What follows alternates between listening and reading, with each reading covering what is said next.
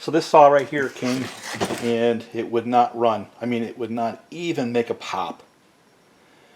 So usually, even if it has a leak, it'll make a pop and run for a couple of revolutions, you know what I'm saying?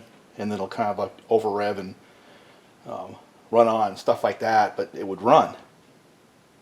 But this one wouldn't even make a pop. So I did check compression. The compression was fine. That top end's actually pretty good. And I checked to make sure there was some fuel in there. And then literally pulled the spark plug and put some fuel right in the combustion chamber and in the carburetor to see if I can get it to pop. Nothing. So pulled off the pull start and put a different ignition on there really quick just to see if I could make it pop, and still nothing. I mean, it was just nothing. Not even a little bit. So now you start going, wow. Either it's one massive leak, which is possible, or the flywheel's spun or something like that. So I popped the flywheel and it wasn't spun. The ignition I put on there made good spark and still nothing. Well, of course, the only thing left there is a massive leak, like a hole in the case or something like that, just a big leak. And so I figured, let me pull the flywheel, which I did, and looked at that seal. It looked fine, and pulled the chain off, and that was the seal. There's the bearing. You're looking right at the balls. So I would say that was a massive leak.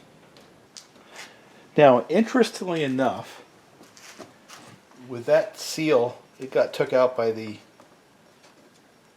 I think, the pinion on the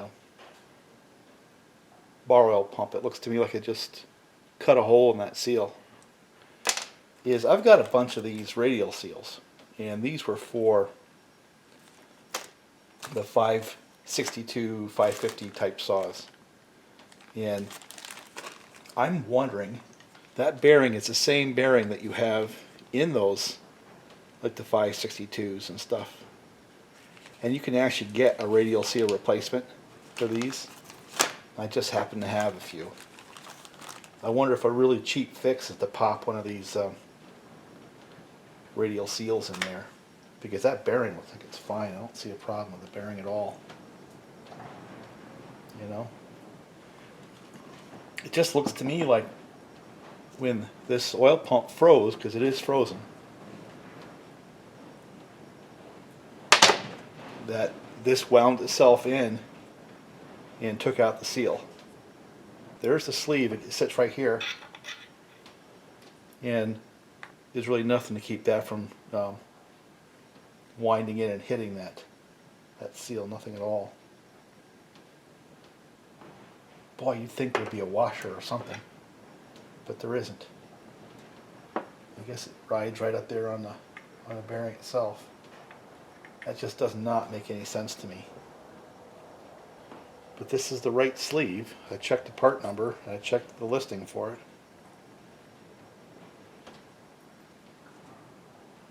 Now, these bearings are the same basic size as a 6202. It's just got the integral seal versus a separate seal like a 372 does. And the 575 saw has a 6202 bearing on the other side, which is essentially the same as a 372. So it's basically that size of bearing. And yeah, I mean, that butts right up on in there. But you can see where that got flared out. Got into the seal. I'm not pleased with that. I just wish there was some kind of a protection. You know, like a step or something like that that had a washer. Kind of like the 372s have got that right there. This doesn't have anything. What I'm going to do is check the part number on these pinions and see whether or not there's a special one for the 575, because this just doesn't feel right to me.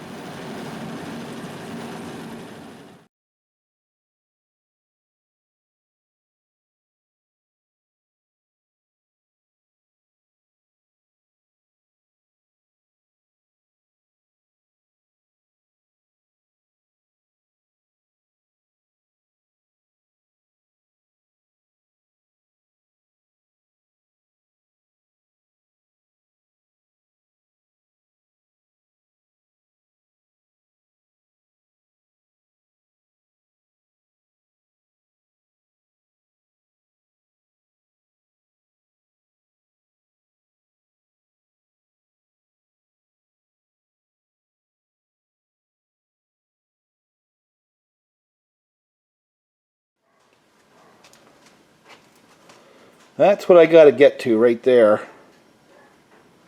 And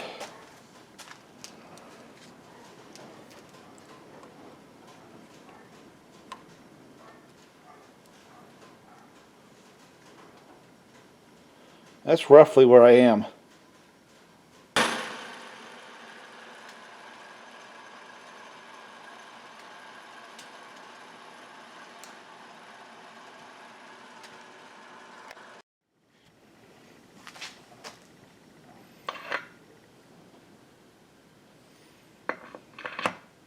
Plenty of oil on that thing.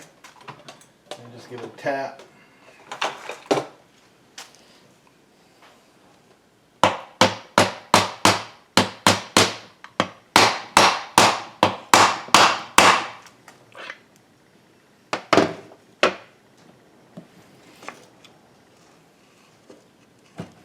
That looks good to me. Alright, to test to see if the seal drive will work, I put the oil pump back in so it plugs up the bottom end. Let's see if we can get this to run.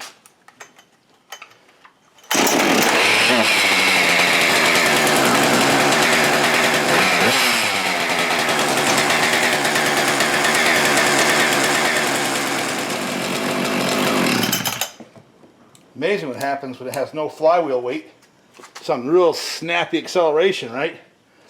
Well, I went and sprayed some brake clean at that seal, so I think, let me put my tools away, but I think we have a running saw here. It needs an oil pump and it needs a bunch of other stuff, so I don't really have a finished job. Let's just see if it restarts, though.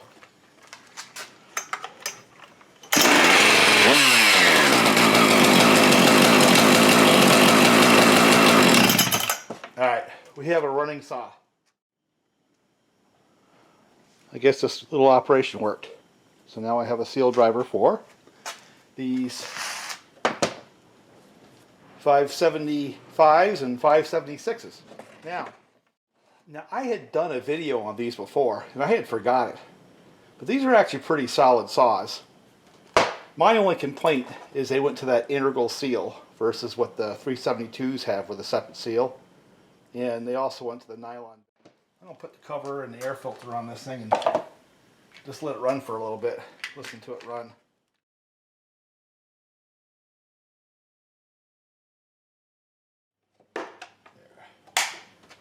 Alright, let's let it run for a little bit and oh, speed off.